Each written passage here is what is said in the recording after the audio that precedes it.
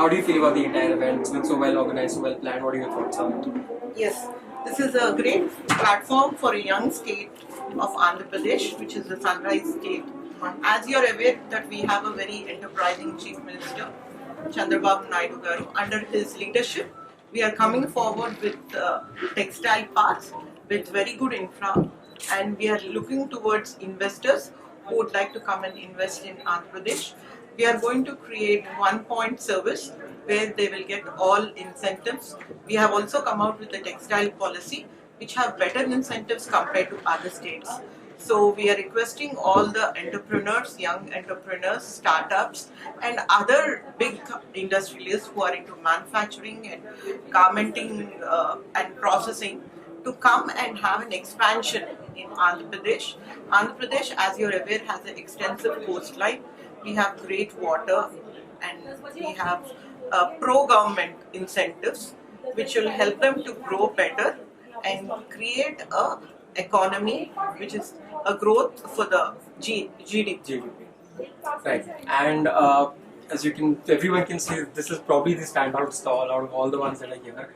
And do you think this is a very good way to conserve all the cultural heritage and to promote more awareness, spread more awareness?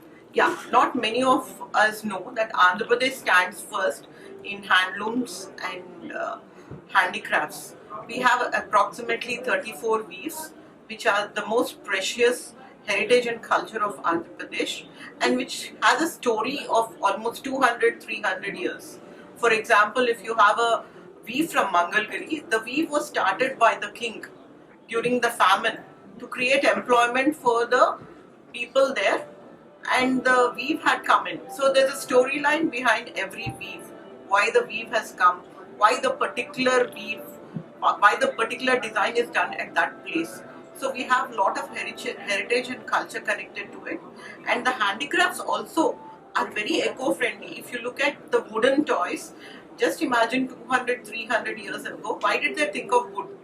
Why are we thinking of wood now? Why was plastic in between? Why did it come in? Now again, the whole, if you look at union budget, now there's a toy sector, there's a budget for toy sector, and they are going to look at the wooden toys.